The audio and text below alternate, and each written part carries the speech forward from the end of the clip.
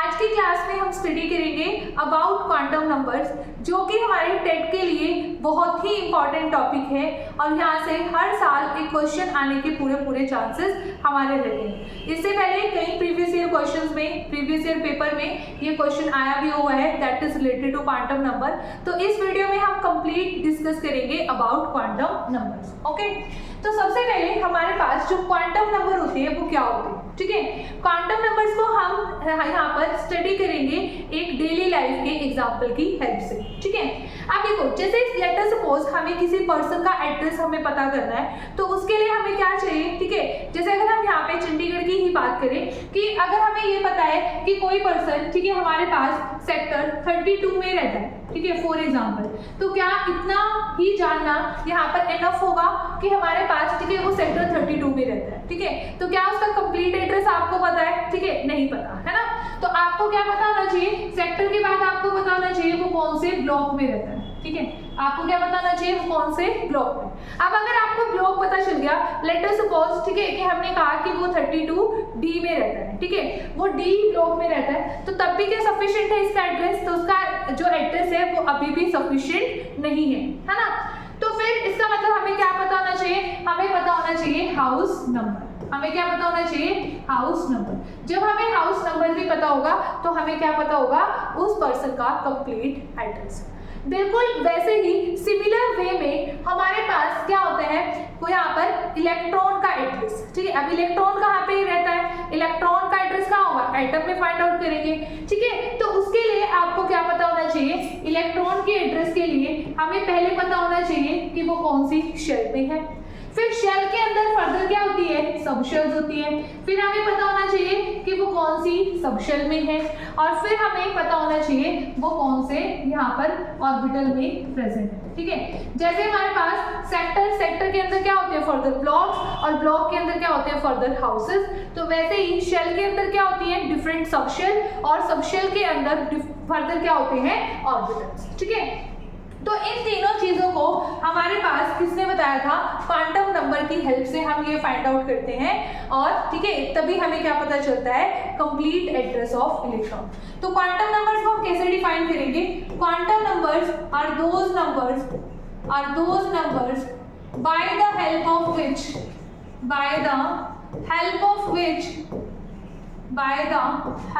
which we can find complete address of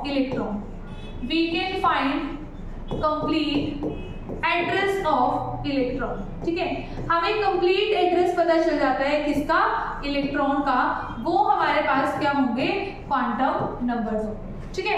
अब हमारे पास जो एक्चुअल में क्वांटम नंबर है, ठीक है, देखो वैसे तो हमारे पास 4 टाइप के क्वांटम नंबर हम डिस्कस करेंगे, पर 4 में से जो 3 क्वांटम नंबर्स है, first 3 they are the solution of Schrodinger wave equation, ठीक है। तो फर्स्ट हमारे पास प्रिंसिपल क्वांटम नंबर, ठीक है, principal quantum number and that is represented by n, ठीक है। सेकंड हमारे पास एजीम्यूथल क्वांटम नंबर, ठीक है, that is represented bye l, ठीक है, जिसे हम रिप्रेजेंट करते हैं स्मॉल l से। थर्ड हमारे पास है magnetic quantum number that is represented bye m and sometime it is represented bye m, ठीक है, यहाँ पर। उसके बाद जो हमारे पास फोर्थ क्वांटम नंबर है that is spin quantum number and spin quantum number is represented by s और sometime it is represented by ns, ठीक है। आप देखो जो हमारे पास ये तीनों क्वांटम नंबर है ना, फर्स्ट वाले, they are the solution of Schrödinger wave equation। ये हमारे पास सोल्यूशन होते हैं किसका, Schrödinger wave equation, ठीक है, Schrödinger आएगा, ठीक है, Schrödinger wave equation, राइट। और जबकि हमारे पास जो फोर्थ वन है उसे सिर्फ हमारे पास क्या है, उसे इंक्लूड कर लिया गया है, ठीक है, इलेक्ट्रॉन की स्पिन को फाइंड आउट करने के लिए, ठीक है। पर अगर आपके पास टोटल क्वांटम नंबर पूछा जाए तो हमारे पास कितने होते हैं, 4 क्वांटम नंबर हमारे पास प्रेजेंट होते हैं। अब डिस्कस करते हैं इन्हें वन बाय वन। तो first is principal quantum number. ठीक है, हमारे पास क्या आ जाएगा, प्रिंसिपल क्वांटम नंबर। अब जो प्रिंसिपल क्वांटम नंबर हमारे पास है that is represented by small n। ठीक है, अब ये हमें क्या बताएगा, ये हमें बताता है शेल के बारे में। देखो पहला क्वांटम नंबर हमें किसके बारे में बताएगा, it tells us about the shells. ठीक है, tells us about the shell. ठीक है, ये हमें ये बताएगा कि आप हमारे पास जो इलेक्ट्रॉन है वो कौन सी शेल में प्रेजेंट है। ठीक है, अगर n की वैल्यू हुई 1 तो इसका मतलब जो हमारा इलेक्ट्रॉन है वो फर्स्ट शेल में प्रेजेंट है, जिसे हम k शेल भी कहते हैं। ठीक है, अगर n की वैल्यू 2 तो वही सेकंड शेल में है, अगर n की वैल्यू 3 तो हमारे पास जो इलेक्ट्रॉन है वो थर्ड शेल में प्रेजेंट है। ठीक है, यहाँ पर l शेल हो जाएगी और यहाँ पर m शेल। ठीक है, बड़ा सिंपल है ये तो सबसे ज्यादा। ठीक है, तो हमें जो प्रिंसिपल क्वांटम नंबर है ये हमें किसके बारे में बता रहा है, हमें शेल के बारे में बता रहा है। सेकेंड थिंग जो ये हमें बताता है, it tells us about the energy. It tells us about the energy also. ठीक है, ये हमें एनर्जी भी बताता है कि भाई कितनी होगी। ठीक है, इलेक्ट्रॉन की डिफरेंशियल्स में तो जो एनर्जी का फॉर्मूला हमारे पास होता है that is -13.6 into z² upon में n², जहाँ पर हमारे पास जो z है वो हमारा क्या है, एटॉमिक नंबर, और जबकि हमारे पास जो n है वो क्या है, आपकी नंबर ऑफ शेल्स। ठीक है, कि कौन सी शेल में हमारे पास इलेक्ट्रॉन प्रेजेंट है। ठीक है, अब देखो यहाँ से एनर्जी भी पता चल जाएगी। ठीक है, हमें दो चीजें यहाँ से क्या हो रही है, पता चल रही है। ठीक है, तो ये हमारा क्या हुआ, प्रिंसिपल क्वांटम नंबर। ठीक है, प्रिंसिपल क्वांटम नंबर हमें क्या बताता है, शेल्स के बारे में बताता है कि सिंपल सी चीज है, n की वैल्यू 1 तो फर्स्ट शेल में, n की वैल्यू 2 तो सेकंड शेल में इलेक्ट्रॉन, n की वैल्यू 3 तो हमारे पास थर्ड शेल में होगा इलेक्ट्रॉन। उसके बाद हमारे पास आता है second quantum number and that is our azimuthal quantum number. ठीक है, azimuthal quantum number. Azimuthal quantum number का दूसरा नाम है subsidiary quantum number, subsidiary quantum number, और तीसरा नाम है एंगुलर मोमेंटम क्वांटम नंबर। ठीक है भाई, जब भी आप कंपटीशन के लिए प्रिपेयर कर रहे हो तो आपको ठीक है तीनों नाम इसके पता होने चाहिए, एंगुलर मोमेंटम क्वांटम नंबर। ठीक है, एक बार क्वेश्चन आया था, ठीक है, प्रीवियस ईयर में क्वेश्चन क्या था, क्वेश्चन ये था which of the following quantum number is known by the name of angular momentum quantum number. तो इसका आंसर क्या था, एजीम्यूथल क्वांटम नंबर। ठीक है, and this is represented by small n। इससे हमें क्या पता चलता है, इसको हम रिप्रेजेंट क्या करते हैं, स्मॉल n से। अब इससे हमें क्या पता चलेगा, ये हमें बताएगा अबाउट सब शेल। ठीक है, पहले वाले ने क्या बताया, शेल, अब ये किसके बारे में बताएगा, it tells us about the subshell in which electron are present. It tells us about the subshell, ठीक है, in which electrons are present, right, electrons are present. अब देखो जैसे हमारे पास, ठीक है, मैंने इसको आपको कंपेयर करवाया किससे, ग्लोब से, है ना। जैसे हमारे क्या होते हैं सेक्टर में, जैसे जो 4 ब्लॉक होते हैं ABCD, हम उसका नाम रख देते हैं। तो यहाँ पर हमारे पास, ठीक है, जबकि हमारे पास जो हमारी शेल्स होती है, सब शेल्स के नेम क्या होते हैं, SPDF। ठीक है, सब शेल के नेम क्या होते हैं, SPDF। हमारे पास ये सब शेल्स होती है SPDFG। ठीक है, ये हमारे पास क्या होती है, डिफरेंट सब शेल्स होती है। ठीक है, आपके पास अब देखो यहाँ पर इस चीज को आपको याद रखना है हमेशा, जो आपके पास, ठीक है, यहाँ पर मैंने लिखा सब शेल और एक तरफ मैंने वैल्यू लिखी L की, यहाँ पर L और यहाँ पर सब शेल। ठीक है, L की वैल्यू हमेशा, ठीक है, यहाँ पर 0 होगी, किसके लिए, ऐसे सब शेल के लिए। L की वैल्यू हमेशा 1 होती है P सब शेल के लिए, L की वैल्यू 2 होती है D सब शेल के लिए, L की वैल्यू 3 होती है F सब शेल के लिए, और ऐसे ही L की वैल्यू 4 होगी हमारे पास G सब शेल के लिए। ठीक है, तो ये आपको क्या करना है, ये आपको लर्न रखना है। ठीक है, यहाँ पर जी के बाद अब कई बच्चे सोचते हैं मैम 5 होगी तो क्या होगा, H होगा, पर हमारे पास अभी भी कोई ऐसा एलिमेंट नहीं है जिसमें हमारा जो इलेक्ट्रॉन है वो H सबशेल में प्रेजेंट हो, राइट। ठीक है, तो ये हमारे पास क्या होगी, डिफरेंट वैल्यूज ऑफ L होगी। ठीक है, अब हमारे पास, ठीक है, अब हम ये बोलते हैं, ठीक है, आपने इलेक्ट्रॉनिक कॉन्फ़िगरेशन में देखा होगा 1s 2s 2p, है ना।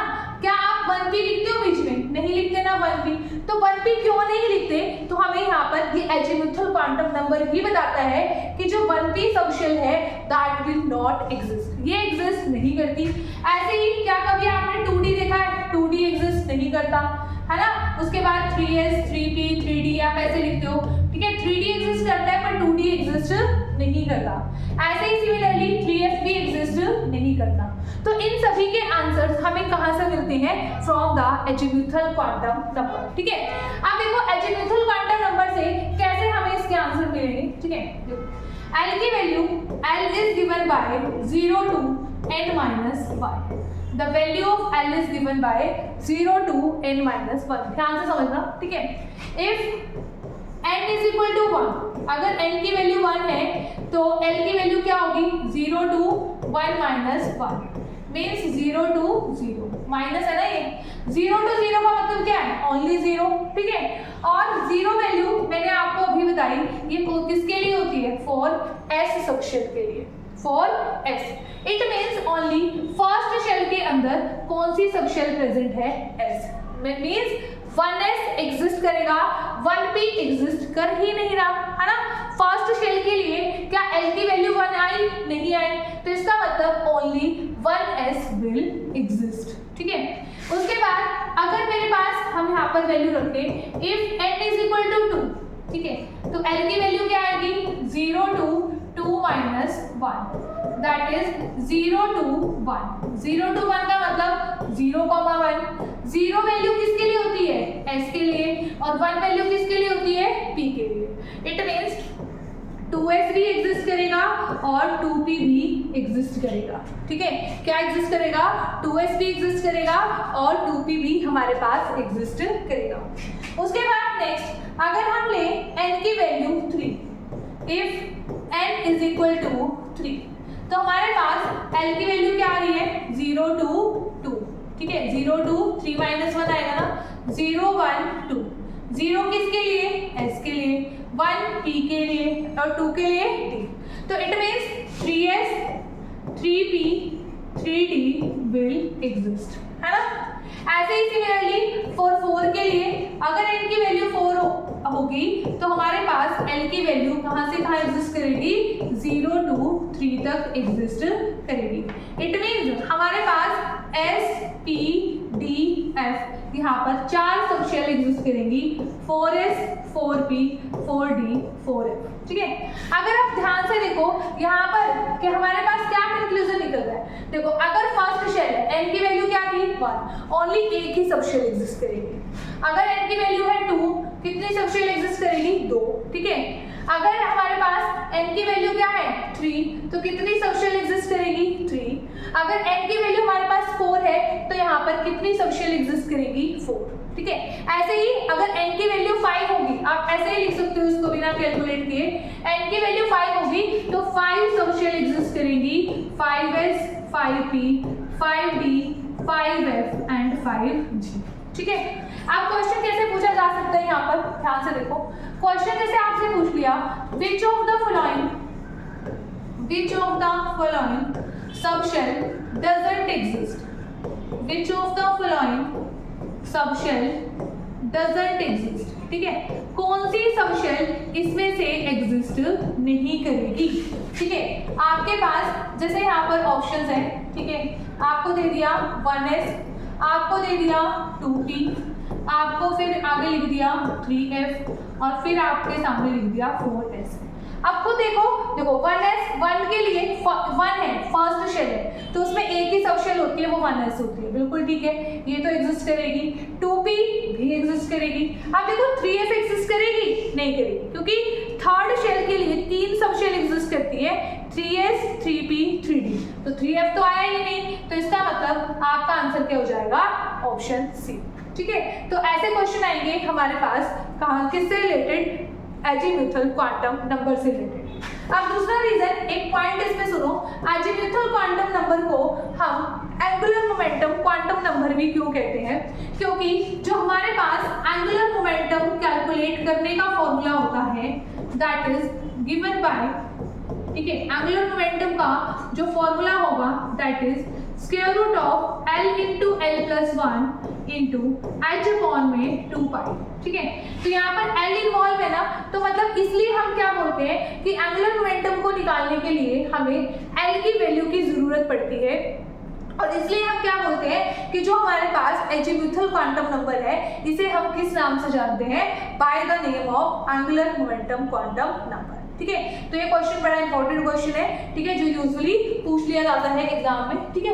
उसके बाद हमारे पास हम मूव करते हैं हमारे थर्ड क्वांटम नंबर पर, that is a magnetic quantum number, ठीक है, मैग्नेटिक क्वांटम नंबर। अब देखो ध्यान से, मैग्नेटिक क्वांटम नंबर हमें किसके बारे में बताएगा, it tells us about the orbitals, ठीक है। m और ml से इसे क्या करते हैं, रिप्रेजेंट करते हैं। ml से क्यों करते हैं अभी मैं आपको बताऊंगी, क्योंकि m की वैल्यू l की हेल्प से निकलेगी, इस वजह से हम इसे ml से भी रिप्रेजेंट कर सकते हैं, ठीक है।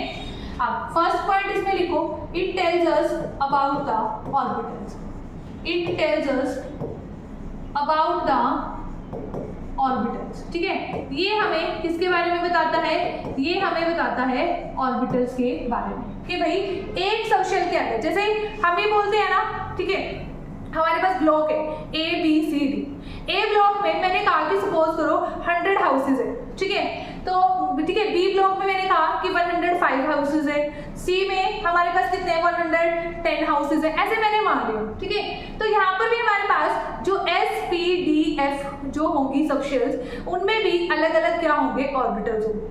अब देखते हैं S में कितने ऑर्बिटल होंगे, P में कितने होंगे और D में कितने होंगे, ठीक है।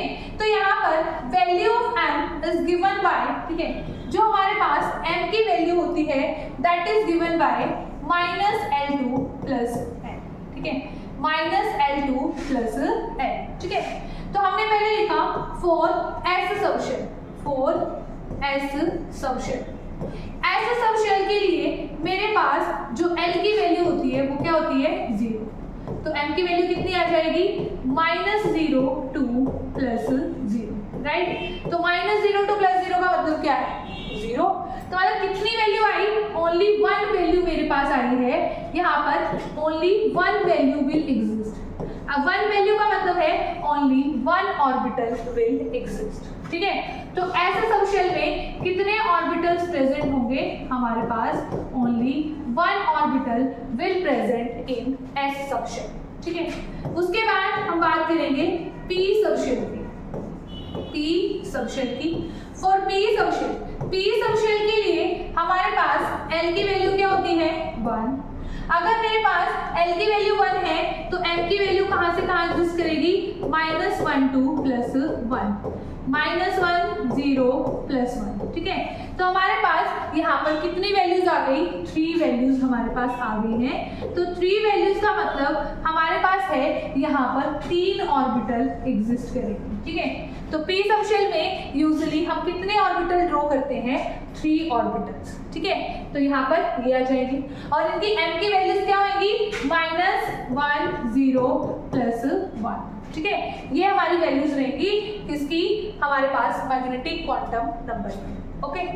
उसके बाद अगर हम यहाँ पर बात करें for D subshell, for D subshell, ऐसे ही D सबशेल के लिए हमारे पास L की वैल्यू होती है 2, M की value -2 2 plus 2, it means how many values will exist here, 5 values will exist here, है ना। टोटल वैल्यूज कितनी हो गई, 5 values. It means how many number of orbitals will exist in D subshell, that is 5, ठीक है। हमारे पास 5 orbital exist करेंगे किसमें, D सबशेल।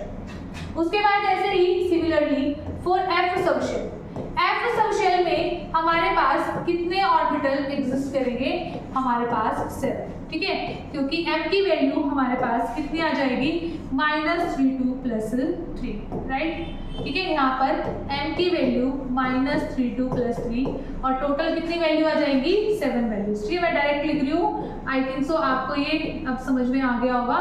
तो यहाँ पर f के लिए हम जो ऑर्बिटल बनाते हैं दे आर 7, ठीक है। यहाँ तो हमें यहाँ पर क्या पता चल गया, हमें पता चल गया एक पर्टिकुलर सबशेल में कितने नंबर ऑफ ऑर्बिटल्स यहाँ पर क्या होंगे प्रेजेंट होंगे। अगर इसके लिए हम एक जनरल फार्मूला लिखें, number of orbitals that is given by 12 + 1।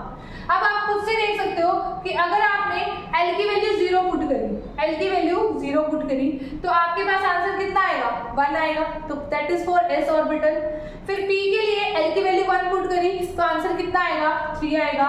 फिर D के लिए L की वैल्यू 2 पुट करी तो आंसर कितना आएगा 5 आएगा, ठीक है। ऐसे तो हमारे पास ये फॉर्मूला आप याद रख सकते हो, ठीक है, कई बार एग्जाम में पूछ लिया जाता है डायरेक्ट, ठीक है। The number of orbital is given by, ठीक है, विच फॉर्मूला। तो आप इससे क्या कर सकते हो, यहाँ पर इसको आप लर्न कर लेना, ठीक है। तो ये हमारे पास क्या हो गया, ठीक है, तो ये हो गया हमारे पास मैग्नेटिक क्वांटम नंबर, ठीक है। तो this is all about magnetic quantum number, जो हमें किसके बारे में बता रहा है, it tells us about the number of orbitals, ठीक है, राइट। उसके बाद हम बात करते हैं हमारे लास्ट क्वांटम नंबर की, that is spin quantum number, ठीक है। अब जो हमारा स्पिन क्वांटम नंबर है, ठीक है, यहाँ पर S और इसे हम किससे रिप्रेजेंट करते हैं ms, ठीक है। ये क्वांटम नंबर जस्ट इसलिए ऐड किया गया कि हमारे पास जो इलेक्ट्रॉन है जब वो अपनी एक्सिस के अबाउट क्या करता है, रिवॉल्व करता है, तो उसकी डायरेक्शन क्या हो सकती है, इट मे बी क्लॉकवाइज और it may be anti clockwise. मतलब यहाँ पर 2 डायरेक्शन ही हमारे पास पॉसिबल है। एंड इसको हमने लिख दिया कि जो s की वैल्यू है ना, इट मे बी +½ और इट मे बी -½ ठीक है।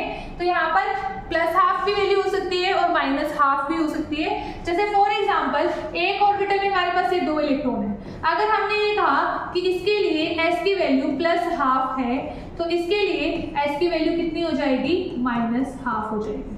इसके लिए s की वैल्यू कितनी हो जाएगी, -½ ठीक है। तो ये क्वांटम नंबर हमें सिर्फ किसके बारे में बताता है, it tells us only about the spin off electron, ठीक है।